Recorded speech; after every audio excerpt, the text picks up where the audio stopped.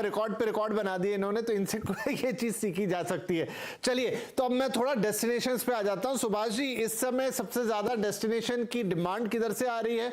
किस तरह के पैकेजेस अवेलेबल हैं बाजार में और लोग क्या बुक करा सकते हैं? देखिए, डोमेस्टिक जो है समर वेकेशंस के लिए आपका कश्मीर तो है ही, लद्दाख लेह और साथ में ही अरुणाचल, मेघालय, जितने भी नॉर्थ ईस्ट स्टेट्स हैं इनकी बहुत ज़्यादा डिमांड है। साउथ में ऊटी की बड़ी अच्छी डिमांड है क्योंकि ये थोड़ा कूलर एरियाज हैं। और जो इंटरनेशनल डेस्टिनेशंस हैं वहाँ पर इस टाइम जो हॉट डेस्टिनेशंस हैं वो श्रीलंका और मालदीव्स है। सिंगापुर, मलेशिया, थाईलैंड तो हमेशा रही हैं, पर थाईलैंड में पुकेत है या कराबी आइलैंड्स हैं। और इधर इस्तांबुल और आप समझिए मॉरिशस और दुबई तो है ही पुराना डेस्टिनेशन। तो ये नए डेस्टिनेशंस काफ़ी पॉपुलर होते जा रहे हैं।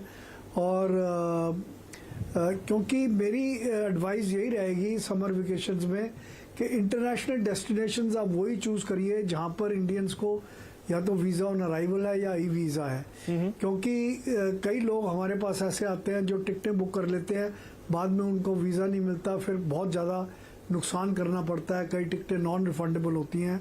तो मेरा सजेशन यही रहेगा कि आप पहले अपना देखिए डेस्टिनेशन, फिर आप देखिए उसका वीज़े की क्या सिचुएशन है, उसके बाद आप टिकटें बुक करिए। नहीं, ये इंपॉर्टेंट पॉइंट है क्योंकि बात है, आप सही कह रहे हैं, इस समय बहुत सारी कंट्रीज में वीजा की अवेलेबिलिटी के लिए साथ भी थोड़े इशू चल रहे हैं।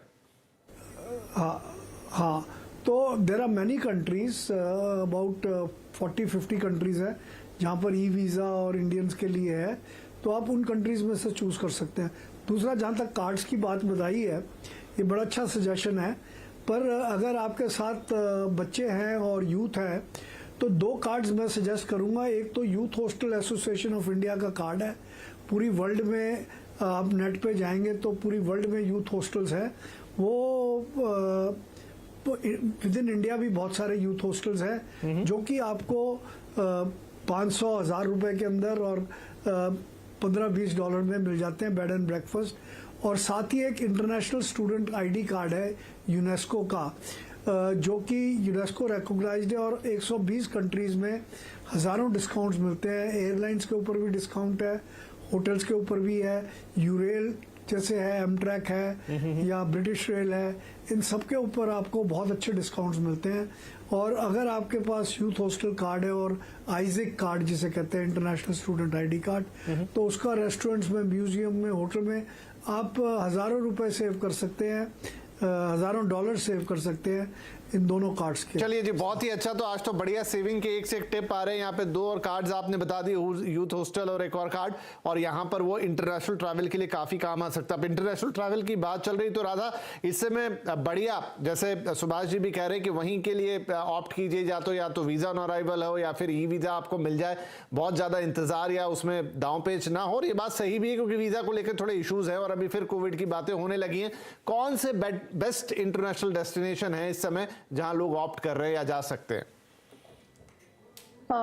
बेस्ट अगर हम ले तो we can choose Singapore with cruise के साथ चूज कर सकते हैं, बाली चूज कर सकते हैं, और श्रीलंका हो गया है, टर्की ले सकते हैं, टर्की का भी वीजा मिल जाता है। बहुत महंगा हो गया मैम लेकिन टर्की अभी टर्की महंगा हो गया है लेकिन वी कैन प्रमोट, बिकॉज अभी क्या है कि समर सीजन है, समर सीजन में इतना हॉट वेदर में people like to go to cool places, है ना, तो वो वहां पे जाने ही चाहते हैं।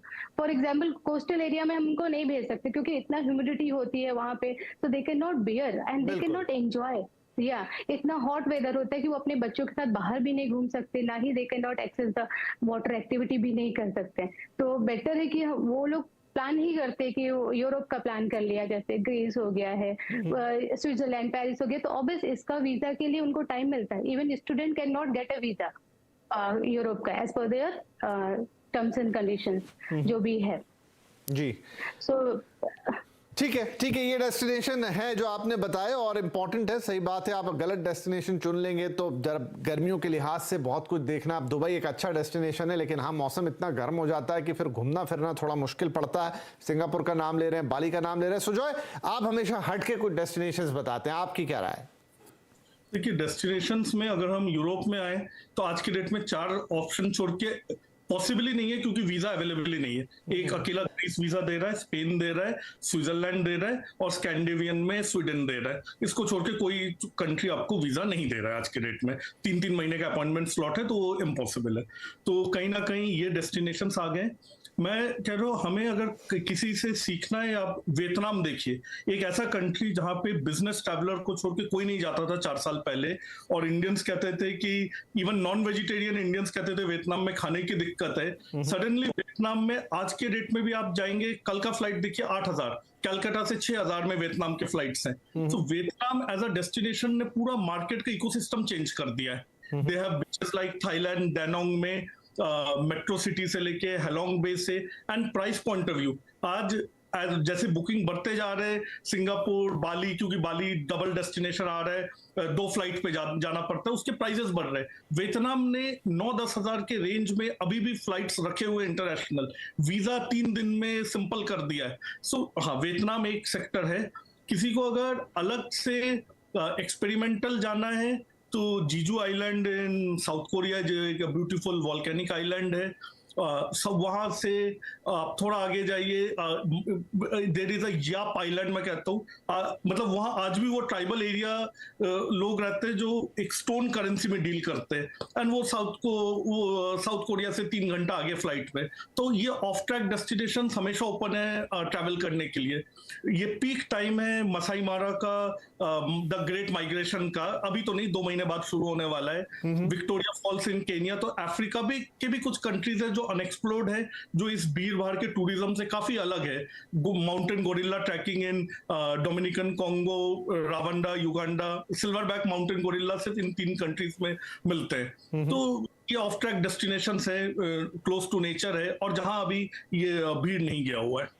चलिए, बढ़िया है। तो मसाई मारा और इस तरह के डेस्टिनेशंस जो, और साथ में वियतनाम का नाम, हाँ जो वीज़ास की प्रॉब्लम है वो इनफैक्ट है, तो सोच समझ के इस हिसाब से आप अपना काम कीजिएगा। हमारे तीनों गेस्ट कह रहे हैं कि वीज़ा के मामले में थोड़ा आपको कॉशियस रहना है। तो चलिए एक छोटा सा ब्रेक लेते हैं। ब्रेक के बाद थोड़ा इतनी दिक्कत है अगर वीज़ा की, तो जरा अपने देश में कुछ और ऑप्शन खोजने की कोशिश करते हैं। बहुत सारी चीज़ें हैं, मौसम भी ठीक ही है, अभी उतनी गर्मी नहीं आई है, लेकिन गर्मी के लिहाज से भी बहुत अच्छी जगह है देश के अंदर। तो वहाँ क्या और ऑप्शन हो सकते हैं और कैसे आप अपने इस बार के समर वेकेशन को शानदार बना सकते हैं, क्योंकि लंबे अरसे के बाद ये मौका सबको मिल रहा है। तो कुछ और बढ़िया टिप्स और डेस्टिनेशंस छोटे से ब्रेक के बाद।